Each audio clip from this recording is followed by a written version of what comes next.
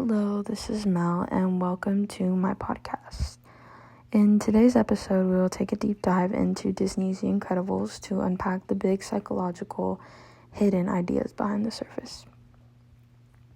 To give some background, I'm Mel, your host, and I'm from Arizona, and I'm a bio major. And I grew up adoring Pixar and Disney, but as I'm growing older and watching these same movies again, I'm kind of finding myself questioning the reality of these films that we grew up on. So let's start with the obvious.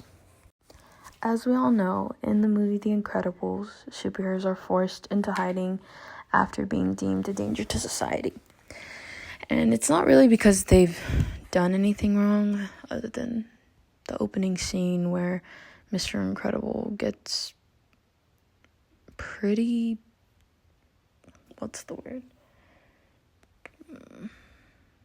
pretty criticized, I guess, for saving the guy that was attempting suicide. But other than that, they really haven't done anything wrong. It was simply because they were different and powerful and unpredictable and hard to control. And in this episode, we're taking a closer look at The Incredibles, and not just as a children's superhero movie, but as a surprisingly layered portrayal and reflection of otherism, identity, and societal exclusion. I know that may be hard to believe, but trust me, behind all those elastic limbs and giant destructive robots, there's a really impactful story that's also really thought-provoking about mental health, self-esteem, and how society treats people who don't fit in as quote-unquote normal. So let's ask ourselves, why are we afraid of people who are different?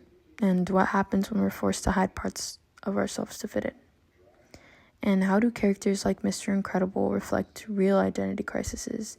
And what does that say about the depth of Disney and this movie particularly? We'll break down the psychology of the film and explore what it means to be labeled as the other. And this isn't just a deep dive into some 20-year-old Disney movie. It's also a conversation about how animation and children's stories communicate bigger ideas than we may realize most of the time. And how Disney, whether it was intentional or not, is pushing us to think about identity and inclusion and the very definition of what is normal. So let's get into it. Tell us your names and a fun fact about yourself. My name is Jeanette. A fun fact. I don't know. I like to dance. Okay. All right. Next. My name is Freddie Lopez, and I love all Arizona sports. Okay, so starting off with the first question, who is your favorite character in the movie? For me, I think it's Mr. Incredible. It's gotta be the top one for me. And for me, I like Jack. Okay, so in The Incredibles, we see a world where superheroes are forced into hiding, and building off that, the society in the film fears those who are different. And we've seen this in real life too, historically and even now. Can you think of any historical or current examples of otherism or social exclusion that come to mind when you watch the film? Um, that one's kind of tough. I would probably say that like people that return from war, people that have like actually seen really bad things. That's probably like the closest I could imagine to it, just Yeah. because they're trying to get back into real life, and they still have that trying to be out there, be a hero and all that, so I think that's probably the closest I could think. How do you think that connects to social exclusion? um I think it's Or otherism?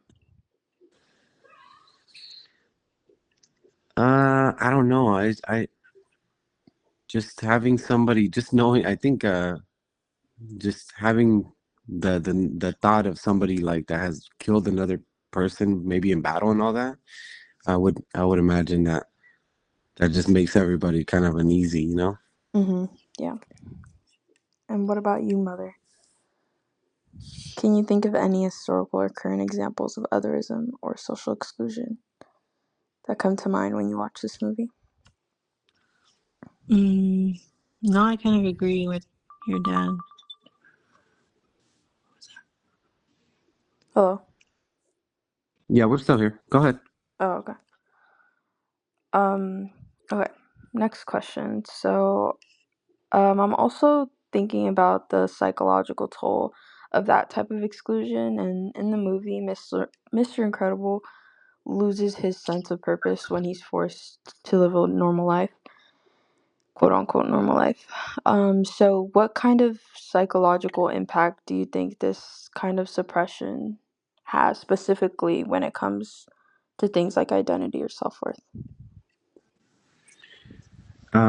Yeah, I mean, I guess I could make you um, try to fit in and then possibly become something that you're not, you know, just to try to please everybody else. So, uh, yeah, that's probably what I would say.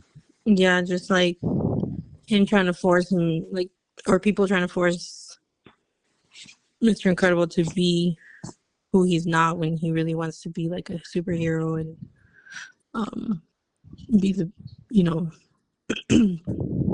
be known to be that person. Mm-hmm.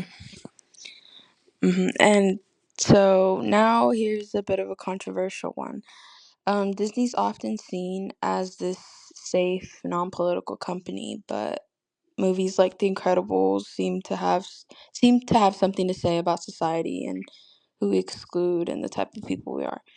And do you think this portrayal of otherism challenges Disney's usual image, or do you think it still plays it safe in the movie Incredibles? I think that just because they'll all Disney movies will usually just end up with a happy ending. That's the way they keep it safe. But I do like how they kind of bring those those real life issues into play. I mean, most of the Disney movies, it's kind of their theme to kill somebody off that makes the main character have a different feel through the beginning of the story anyway. So I think that's kind of their thing to kind of do that to set a certain mood and then at the end just kind of bring it into some sort of a happy ending, you know. Mm-hmm. Yeah, the happy ending is for sure the how kids just or anybody in general think like, oh yeah, that was a good movie. Like let's leave it at the happy ending, but Yeah. obviously, the killing is what kind of a different story. Okay, so kind of just for my curiosity, do you think that there are any controversial Disney movies in your opinion, or maybe like a movie that has a controversial concept that you maybe don't like, or maybe wouldn't show your kids, something along those lines? For me, the one I remember the most that I know not a lot of people watch is like old school Pinocchio, just because they show the puppet Yes, that is a being big one. being kind of like a young boy, and then he gets like drunk, and then he's smoking, and Mm, you have like people kind of like older people kind of taking advantage of that, you know. So mm-hmm. uh, definitely to me that would be one of the biggest ones. That one is a good one because I didn't notice that until later on as an adult. But Yeah. the other one for me would be like Snow White, where the stepmom comes in and tries to kill her. Oh I yeah. don't. Yeah, that Yeah. one's kind of Yeah. That one's a it little for me. crazy. Okay, so before we wrap up, I did want to finish with something a little more personal. So this movie touches on characters who feel like they don't belong or aren't good enough, which is essentially what imposter syndrome is. Have either of you ever experienced that feeling, and how do you navigate it? I I I kind of felt I felt that exact same feeling, like when just because I was an immigrant when I was little, so we got thrown into just a new environment with, basically surrounded by, you know, a different race of people that didn't really understand me or my culture. So I tried to kind of fit in the best I could, but it still was very tough just because of the language barrier and just not knowing the culture and all that. So I think that's probably um, the worst that I felt when I was young. And as far as navigating it, I mean, there was really no navigating it. It's just you just try to learn the language and try to fit in as much as you can, and then just because I was so young, I was able to kind of grow into who I was comfortable with. But the initial shock of just kind of trying to fit in is was very difficult, especially to do it as a young person.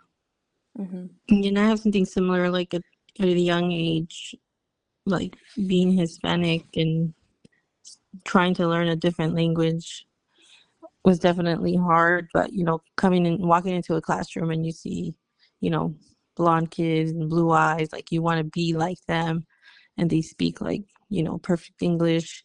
And then you go home and you just ask your parents, like, oh, what do I do? Why am I like this? Why don't I look like them? Kind Mm-hmm. of thing. But yeah, I feel like that's the only time I felt Mm-hmm. like that. So, do you guys think that The Incredibles captures the concept of embracing identity well enough? Or Um, I, I embracing, I guess, embracing diversity and identity. I think it does, especially with the daughter. I don't remember her name, but Violet. Violet. Violet, yeah. Yes. So Yeah. so hers was kind of like the more obvious one where she just didn't feel like she was worthy of um Important being, enough, yeah, to Mm-hmm. yeah, be just to play that role. especially what she felt different inside, and her still trying to be normal and all that and find her way. um yeah, I think that's probably the best example there. Mm-hmm. So they did show it. I do think that they did a good job, kind of making sure that they made that a point with her character. Mm-hmm. Any other thoughts on that? Mm, no, I think, yeah, with Violet, just being the shy girl, didn't feel like she was she had that superhero character in her, but I feel like at the end, obviously she opened up and kind of just did her own thing and saved the Mm-hmm. day. Yeah. Well, that's all for today. Thank you both. All Thanks for right, thank having you. us. Thank you to my mom and my dad for joining me all the way from Arizona virtually to talk with me about the reality of The Incredibles. And I just want to say a huge thank you to all my guests for joining me today and unpacking the psychology behind The Incredibles in a way that we don't typically get to see. From otherism and exclusion to other things like identity, mental health, and the fitting in pressure, we really covered it all. And I think what stood out the most is how being different isn't an issue at all. And it's really unfortunate that there's this stigma behind it, whether that's being physically different, mentally different, financially different, or literally any type of different. And it's shocking to see how the world reacts to those differences, whether you're judging purposefully or not. Maybe being told to, tone it down on who you are, hide yourself, or fit into a mold that isn't you. It's something that really affects a person negatively. And even if it's not said in that exact way, we should always be aware of how we approach people, how we speak to people, the comments we leave on things, and I think the biggest connection I have made to this has been the world of social media. I have a love-hate relationship with social media, and I know that many people do. And I feel like things like the movie The Incredibles did such a great job in tackling that type of societal issue, something so like severe that many people have to face in their lifetime, you know, identity crises and mental health issues and stuff like that. And I think as we progress, it's really important to keep making movies like this. And Disney and Pixar make so many of these kinds of movies with all these, you know, hidden ideas, and I love it, honestly. At first, I was a little bit confused on why, just because I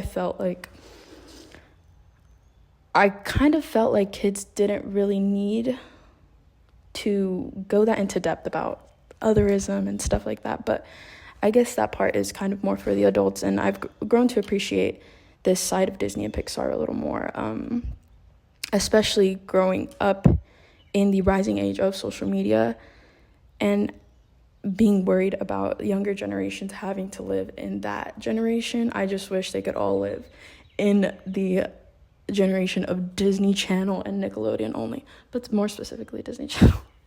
But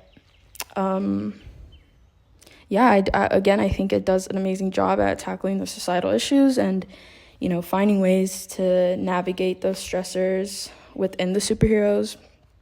And it's pretty clear by the film that suppression comes with a cost. And but there's also a lot of hope in this film and about finding your place and celebrating what makes you, you. And if today's conversation got you thinking, I'd love to hear your thoughts. Have you ever felt like you had to hide a part of who you are? Do you think Disney plays it safe? Or how would you help others overcome this kind of obstacle? And what did it take to finally embrace your identity? Thanks for tuning in. Have a beautiful day.